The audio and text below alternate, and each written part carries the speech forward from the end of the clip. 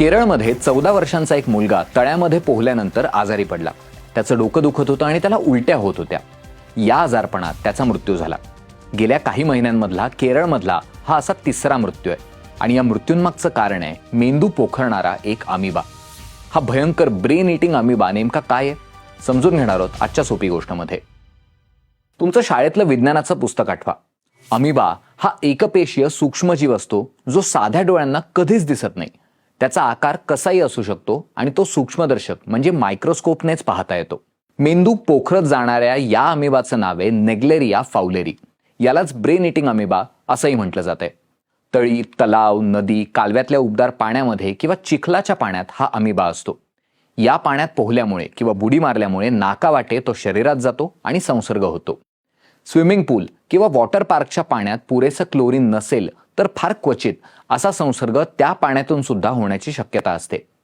केरळमध्ये नोंदवण्यात आलेल्या ब्रेन इटिंग अमिबाच्या मृत्यूंमध्ये 3ही मुलं पाण्यात पोहून आल्यानंतर त्यांना त्रास झाला.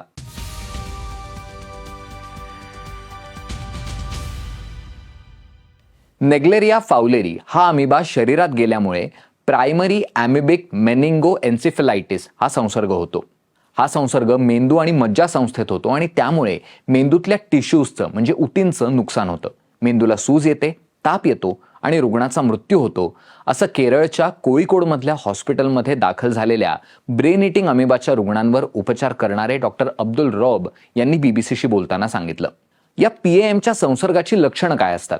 डोकेदुखी, मळमळ, ताप, उलट्या ही संसर्गाची प्राथमिक लक्षणं आहेत.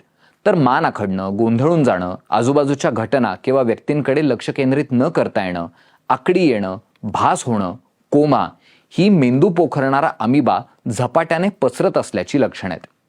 हा संसर्ग वेगाने पसरतो आणि संसर्ग झाल्यापासून 1 ते 18 दिवसांमध्ये रुग्णाचा मृत्यू ओढवू शकतो, असं अमेरिकन सरकारच्या centre for disease control and prevention म्हणजे CDCची वेबसाईट सांगते.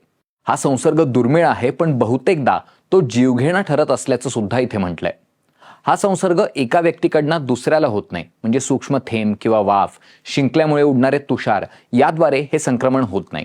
त्यामुळे एका व्यक्तीला याची लागण झाली तरी या संसर्गाची साथ पसरत नाही.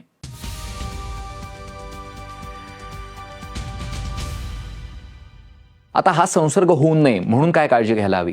मेंदू पोखरणारा हा अमिबा नाकावाटे पाण्यातनं शरीरात शिरतो. त्यामुळे काही गोष्टींचं भान राखलं तर हा दुर्मिळ संसर्ग टाळता येऊ शकतो. ज्या स्विमिंग पूलची स्वच्छता नीट राखलेली नाही, पाण्याची पातळी कमी आहे, तिथे पोहू नका. स्विमिंग पूलमध्ये योग्य प्रमाणात क्लोरीन वापरलं गेलंय का हे तपासा. दूषित तळी, तलावांमध्ये पोहणं शक्यतो टाळाच. इतरत्र पोहताना डोकं पाण्याच्या वर ठेवा. नाकात पाणी जाऊ नये म्हणून पाण्यात सूर मारणं, बुडी मारणं अशाही गोष्टी टाळा. नेग्लेरिया फाउलेरी अमिबा हा उथळ उबदार पाण्याच्या तळाशी असलेल्या चिखलात किंवा गाळात सुद्धा असतो. त्यामुळे अशा पाण्यात पोहू नका किंवा तळाचा तो थर ढवळला जाईल असं काही करू नका. जलनेती क्रिया करण्यासाठी उकळलेलं किंवा डिस्टिल्ड पाणी वापरा. ब्रेन इटिंग अमिबाचा संसर्ग हा दुर्मिळ आहे आणि त्यावरच्या प्रभावी उपचारांसाठीचं संशोधन हे अजूनही सुरू आहे. हा संसर्ग झाल्यानंतर सुद्धा बचावलेल्यांची संख्या अगदी तुरळक आहे. ही होती आजची सोपी गोष्ट. तुम्हाला कशी वाटली आम्हाला कमेंट्समध्ये नक्की सांगा आणि हा व्हिडिओ आठवणीने शेअर करा. धन्यवाद.